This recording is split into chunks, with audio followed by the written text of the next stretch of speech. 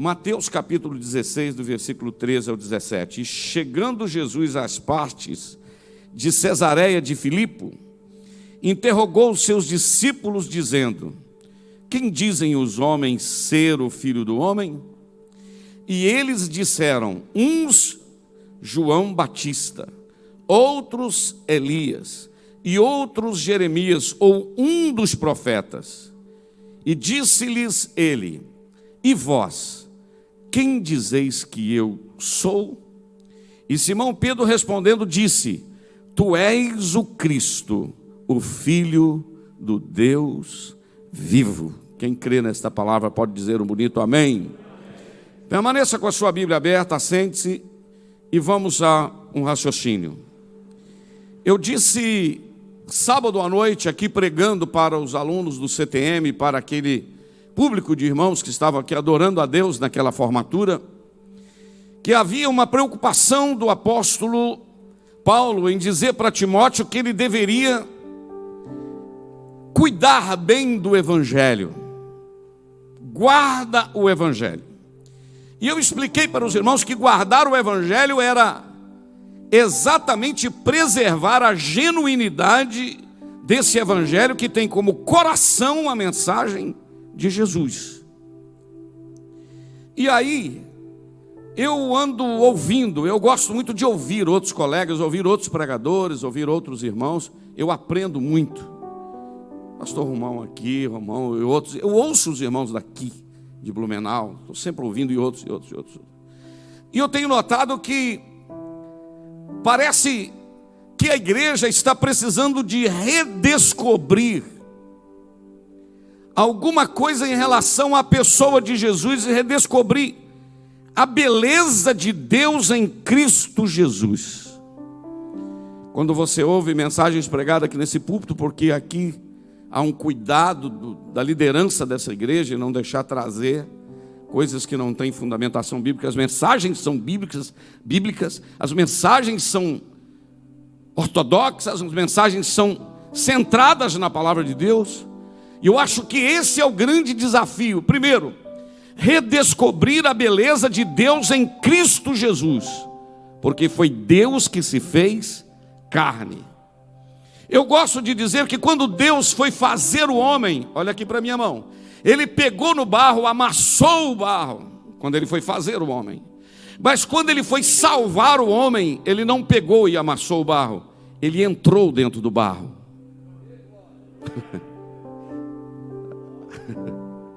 Ele entrou dentro do barro, Ele se fez homem. E a gente precisa redescobrir a grandeza do Deus em Jesus de Nazaré. E um dos nossos desafios é levar os nossos pregadores a trazerem a mensagem da cruz centralizada em Jesus e valorizar esta mensagem como sendo o coração da mensagem que mantém a igreja de pé. Jesus, Jesus, Jesus. Se apaixonar por Ele. E o grande desafio nosso é conhecer este Cristo que pregamos em nome dEle, que falamos e cantamos em nome dEle. Esse desafio é grande porque Jesus fez uma pergunta para os seus discípulos que para mim é uma pergunta intrigante.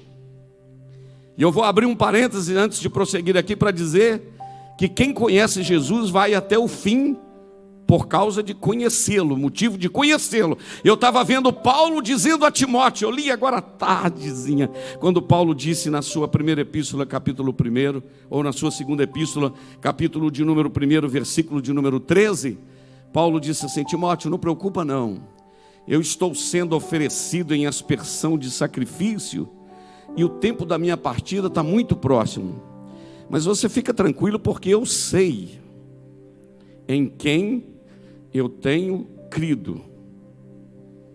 Aleluia. Oh, glória a Deus. Isto é, eu conheço o Cristo que eu preguei sobre Ele. Até hoje estou indo para morrer, mas eu conheço o Cristo que eu preguei atrás dele, sobre Ele, esses anos todos. E a coisa mais linda que tem é você ver alguém pregar sobre Cristo e ver uma igreja deixar a água correr nos seus olhos, porque em muitos lugares, me desculpa a franqueza, em muitos lugares você pode pregar sobre qualquer outras coisas, as pessoas pulam, rodopiam e etc. Você prega sobre Jesus e as pessoas te assistem friamente, como se fosse uma mensagem que já se acostumamos com ela. E em uma igreja na Europa, um pastor foi assumir esta igreja há muitos anos atrás, e ela passava por uma frieza tão grande, uma frieza tão espiritual, que ele colocou uma placa na entrada dizendo: essa igreja passará por um avivamento ou por um sepultamento. E o segredo de qualquer avivamento, e em relação a missões e a qualquer área da obra de Deus, passa pela mensagem da cruz, passem pela mensagem de Jesus, porque Ele é o centro de todas as coisas. Você está aqui por causa dEle. Você está aqui porque Ele fez por você o que você não tinha condições de fazer. Você está entendendo até aqui essa introdução? Aí agora Jesus, fecha parênteses, Jesus reúne os seus discípulos, e eu comecei a pensar, pastor Nilton, como é possível isso acontecer? Porque Jesus reúne os seus discípulos aqui, no texto que nós lemos, e faz uma pergunta para eles, dizendo: o que o pessoal aí fora diz a meu respeito? O que as pessoas andam falando de mim? Irmãos, se eu chegar amanhã lá em Ipanema à tarde, eu vou chegar tarde, vou viajar de madrugada, aí chego em Vitória, mais 270 quilômetros de carro, etc. E se eu ligar para o pastor Nilton, ligar para o pastor Petra, ligar para um dos pastores aqui, dizer: o que o pessoal achou aí da minha participação, como é que foi, etc, etc. A gente chama isso de feedback, né? Querer saber o que as pessoas estão pensando a meu respeito. Eu posso pensar em fazer isso, etc. Daniel, o que você achou e tal, querer um feedback. Mas se tem alguém que não precisava de um feedback, o que as pessoas estavam pensando a respeito dele era Jesus. Porque o que pensasse a respeito dele não iria alterar, ele continuaria sendo Deus. Não, amém? Aleluia. Isso não ia alterar nada. Mas ele está fazendo uma pergunta e ele tem motivo, Samuel, para isso. E ele pergunta: o que o pessoal lá fora está pensando a meu respeito? Pensa a respeito de mim. E eles disseram: uns dizem que o senhor é João Batista, outros dizem que o senhor é Elias, outros dizem que o senhor é Jeremias. Quando vê o senhor chorando aí sobre Jerusalém, né, que mata os seus profetas, os pedreiros que são enviados, o senhor é Jeremias. Quando vê o senhor muito duro, chamando ao arrependimento, o senhor é João Batista, o senhor é Elias. E ou dizem que o senhor é um dos outros profetas.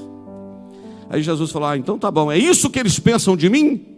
Agora Jesus, a pergunta intrigante está exatamente no versículo 15. Para mim, eu acho que é uma pergunta intrigante, porque ele vira para os seus discípulos e diz: não, eu quero saber de vocês, quem eu sou para vocês.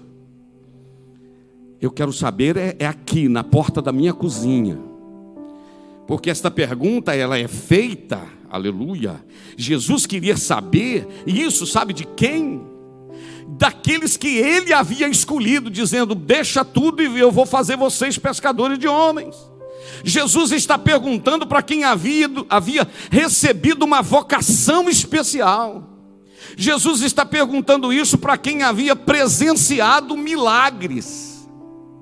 Jesus está perguntando isso para quem havia recebido instruções dele.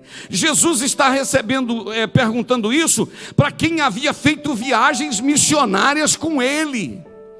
Jesus está perguntando isso para quem havia recebido poder, em Mateus capítulo 10, versículo 4, eis que eu vos dou poder. Jesus está perguntando isso para a gente da porta da cozinha. Jesus está perguntando isso para a gente que comia com ele no mesmo prato. Jesus está perguntando isso para a gente que dormia com ele na mesma casa. Jesus está perguntando isso para a gente que convivia com ele. O que vocês pensam a meu respeito?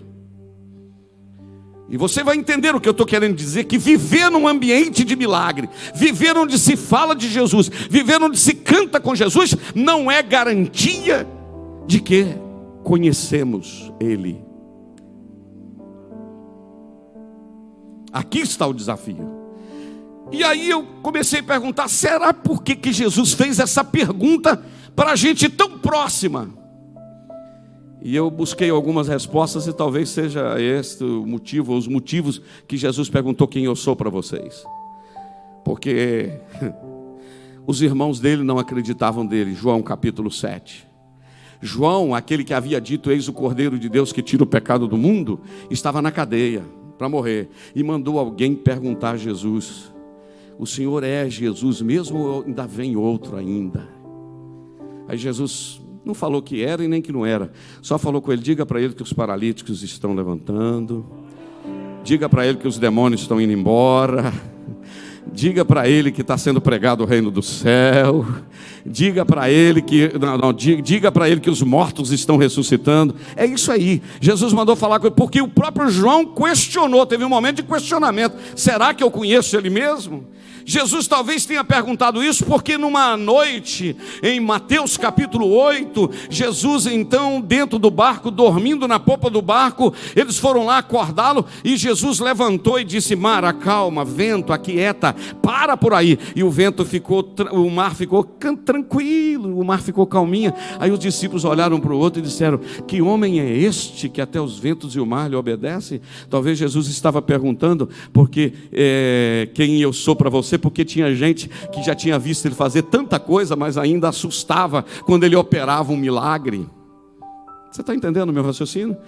Que homem é este? Depois também num outro milagre, capítulo 14 do Evangelho de Mateus, Jesus aparece andando em cima das águas no meio da tempestade. Jesus não acalmou a tempestade para andar em cima das águas. Jesus andou em cima das águas com a tempestade, porque depois que ele entrou no barco é que ele acalmou a tempestade. O texto diz isso. Jesus andou por cima desafiando a lei da gravidade, e quando Jesus entrou no barco, eles disseram: que homem é este? Estava com Jesus, mas ainda estava perguntando quem ele era. E um outro fato interessante é que quando lá em João, capítulo de número 14, Jesus disse assim: não se turbe o vosso coração, credes em Deus, credes também em mim. Na casa de meu pai há muitas moradas. Se não fosse assim, eu vos teria dito: vou preparar-vos lugar. E quando eu for e vos preparar lugar, eu virei outra vez e vos levarei para mim mesmo, para que onde eu estiver estejais vós também. Aí Jesus disse assim: vocês sabem para onde eu vou e conhecem o caminho.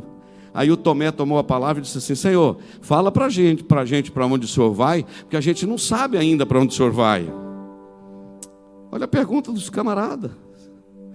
Aí Jesus falou: Tomé, eu estou há tanto tempo aqui com você, você ainda não sabe o caminho? Eu sou o caminho, Tomé. Eu sou a verdade, Tomé. Eu sou a vida. E se alguém vem, ninguém vem ao Pai. Não é ninguém vai ao Pai. Ninguém vem ao Pai senão por mim. Oh, aleluia. Talvez Jesus estava perguntando porque o Tomé não sabia o caminho ainda. Aí quando ele falou: ninguém vem ao Pai senão por mim, o Filipe toma a palavra e disse assim: Senhor, o Senhor podia mostrar para a gente o Pai? Olha a outra pergunta: o senhor podia mostrar para a gente o Pai? Aí Jesus falou: Filipe, aleluia, eu estou há tanto tempo aqui com você e você não conhece o Pai. Quem me vê a mim, vê o Pai. Porque eu e o Pai, nós dois, nós somos um. Ou se eu fosse você esta noite, parava para dar uma pensadinha: será que realmente eu conheço o Cristo que eu tenho ouvido falar sobre Ele? Será que realmente eu o conheço na sua essência? E aí, teve um momento em João capítulo de número 5, que Jesus curou um paralítico de 38 anos. Um paralítico de 38 anos.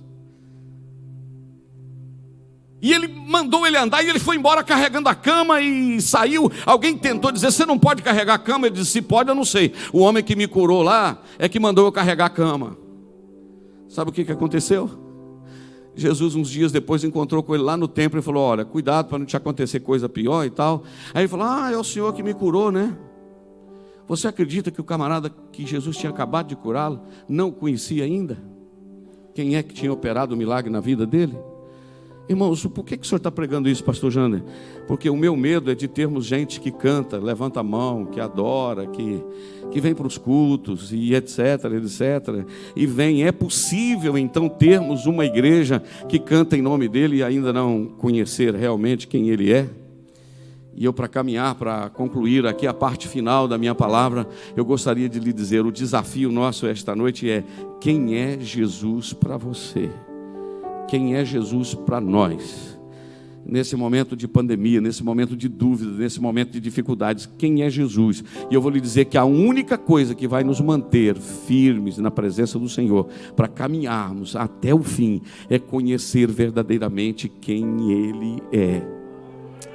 Oh, aleluia. Hoje de manhã eu tive um momento muito especial na presença de Deus, sozinho dentro do quarto, e eu até pensei, se alguém visse aqui, ia achar que eu estava meio louco. Eu andei de um lado para o outro dentro do quarto, adorando o nome do Senhor, sentindo a presença dEle, porque eu comecei a pensar que esse Cristo aqui, nessa palavra esta noite, eu sei que é uma palavra pastoral, né? Não é uma palavra, é uma palavra pastoral, para a gente pensar, para a gente sair daqui pensando alguma coisa, meio apavorado assim, pensando, realmente, quem é esse Jesus para mim? E eu comecei a pensar na grandeza dele, né, que ele está lá no Antigo Testamento, em Gênesis 1:1, ele está presente no princípio, criou Deus, ele está lá na criação, a palavra Deus lá inclui mais de uma pessoa, ele está lá nos símbolos do Antigo Testamento, né?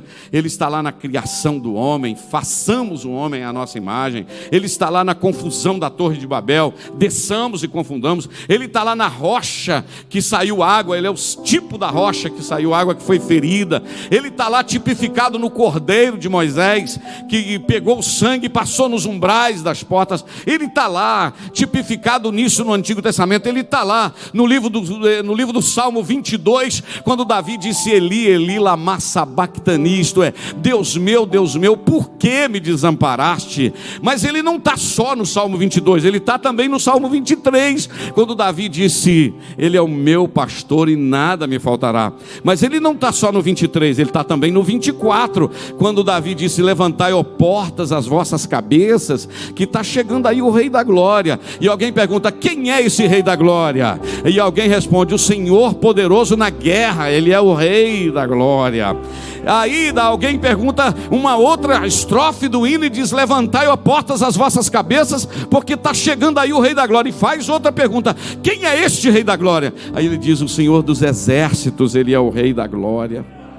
Ele está presente no livro dos Salmos, ele está presente nos profetas maiores. Isaías disse que o nome dele seria maravilhoso conselheiro, Deus forte, Pai da eternidade, príncipe da paz. Oh, Isaías disse que ele seria o Emanuel. Quem é ele? O Emanuel é Deus presente, pisando sobre esta terra. É por isso que quando o homem pisou na lua pela primeira vez, e o presidente de então dos Estados Unidos disse, o maior fenômeno da história aconteceu hoje, o homem pisar na lua. Aí dizem que o doutor e pastor Billy Graham disse, não, o maior fenômeno da história não é o homem pisar na lua, o maior fenômeno da história é Deus pisar na terra.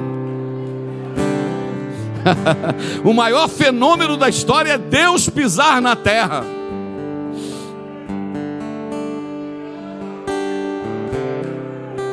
O maior fenômeno da história é Deus pisar na terra.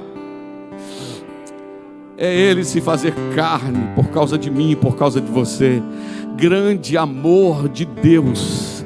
Lembra do hino da harpa que diz, grande amor, amor de Deus, incomparável amor. E aí você pergunta, João 1:1, no princípio era o verbo era Deus. Aí os textos que diz que Ele é Deus.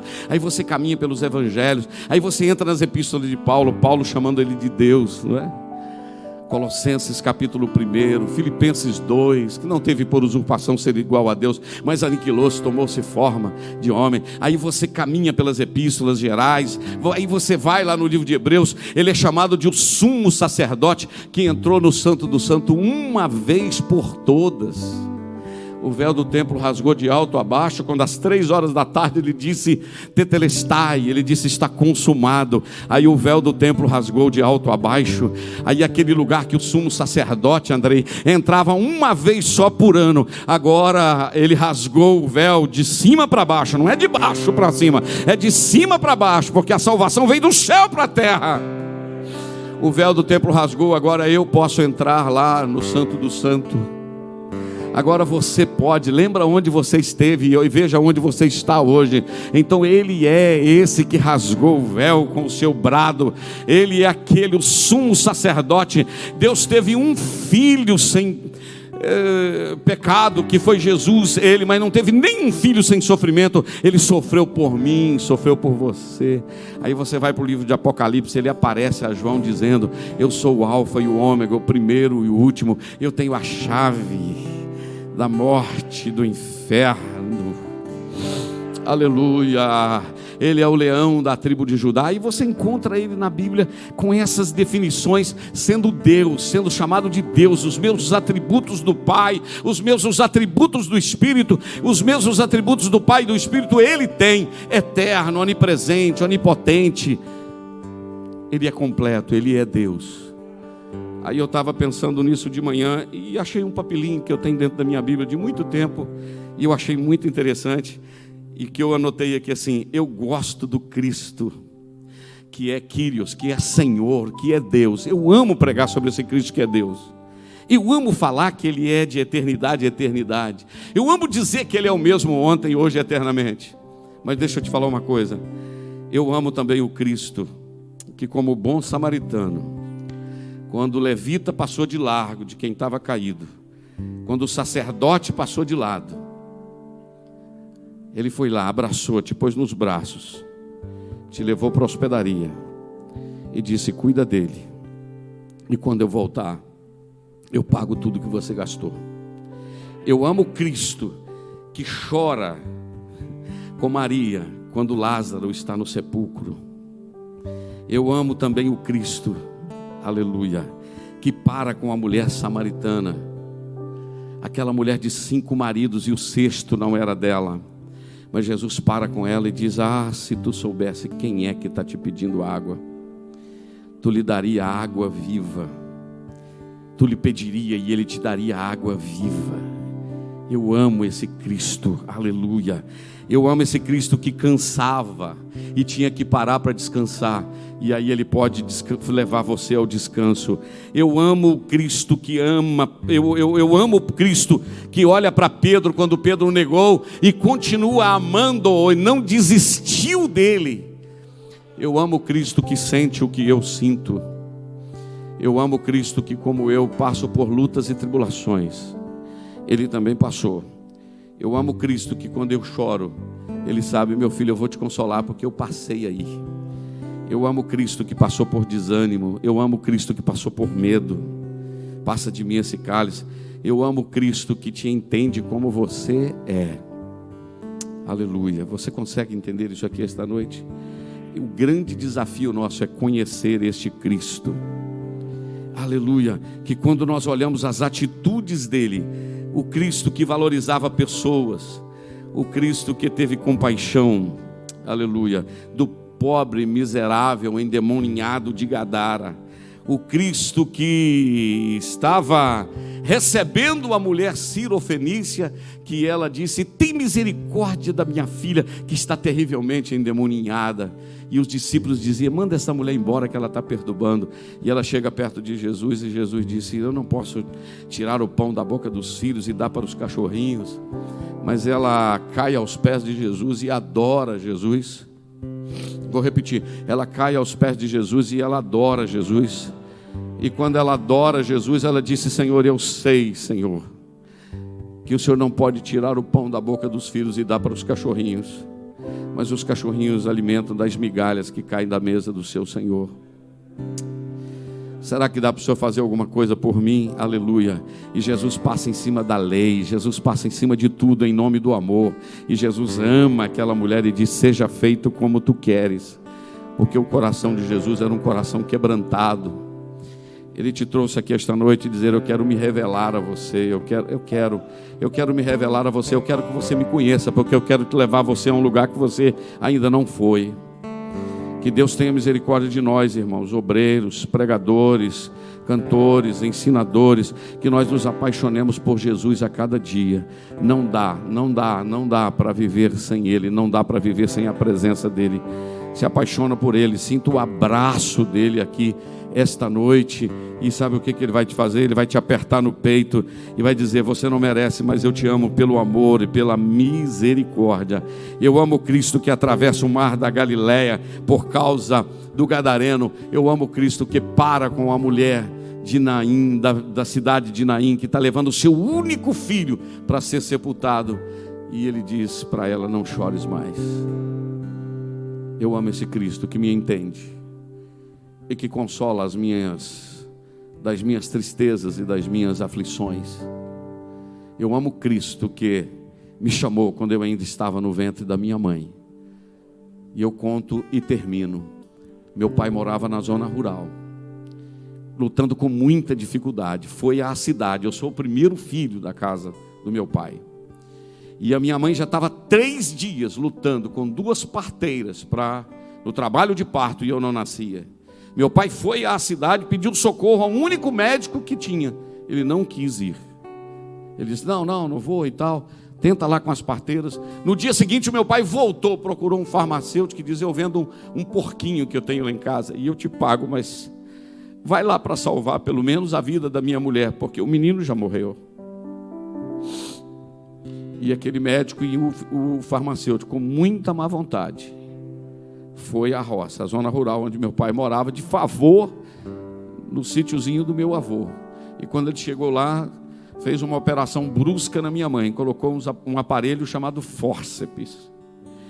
E quando ele me puxou para fora, machucou minha cabeça, e eu nasci roxinho. A minha tia, que era crente da Igreja Batista, me pegou nos braços, me meteu numa bacia, daquela bacia grande que a gente tomava banho na roça, me meteu numa bacia de água fria, e eu gritei, e eu chorei. E quando eu gritei e chorei, ela me levantou na sala, perto do médico e perto das 2 enfermeiras, e disse: esse aqui vai ser um servo de Deus.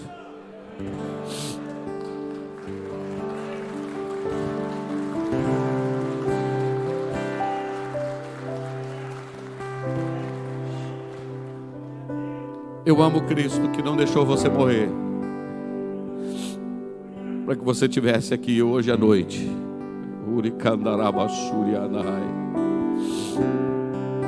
Eu amo Cristo que eu estava pregando na cidade de Mariana, Minas Gerais, e voltando do culto 11 horas da noite, numa rua escura, passei perto de um moço cabeludo, alto, e o Espírito Santo falou comigo: para e diga para ele que eu amo e que tem um projeto na vida dele. Eu disse: não vou parar esta hora neste lugar, mas não vou mesmo. Toquei o carro, o Espírito Santo falou: volta e fala com ele. Eu insisti, tocando o carro para ir embora, para Viçosa. Quando chegou no sinal, o sinal fechou, o Espírito Santo falou comigo: se fosse o seu filho que estivesse passando o que ele está passando, e eu mandasse alguém falar com ele, e alguém não falasse, o que você acharia disso? Eu falei: não, Jesus, agora eu volto. Virei o carro e manobrei. Quando eu voltei na outra rua, que era contramão, andei um tempo. Quando eu voltei, ele não estava indo mais para lá, que era o lugar que ele estava indo. Ele estava voltando para o centro. Eu passei por ele, não tinha como eu parar nem estacionar. Eu passei e fui lá em cima no retorno. E quando eu voltei, ele não estava indo mais para o centro. Ele estava voltando no sentido contrário. E eu parei o carro e disse: moço, eu não te conheço e você não me conhece, mas Jesus mandou eu voltar aqui e te dizer que Ele te ama e que o projeto dele da sua vida não acabou. Aleluia. Aquele moço, pastor Nito, fez isso em cima do meu carro, e ele disse: ah, moço, se você soubesse o que eu estou passando, e ouvir a esta hora que alguém me ama, que Jesus ainda me ama. Começou a chorar, eu orei por ele e fui embora. Um tempo depois eu voltei lá na Assembleia de Deus para pregar na cidade de Mariana, Minas Gerais. Eu vejo no grupo de jovens um moço tocando um violão, muito animado.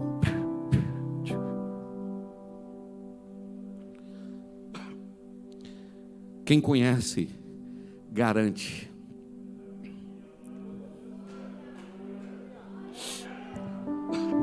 Vou repetir: quem conhece, garante.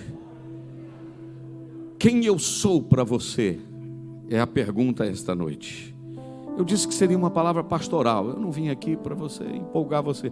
Eu vim aqui te dizer: se apaixone com este Cristo, e Ele vai usar você nos detalhes, vai te colocar em lugares, porque o plano é a longo prazo, o plano tem muito tempo que Ele está de olho em você.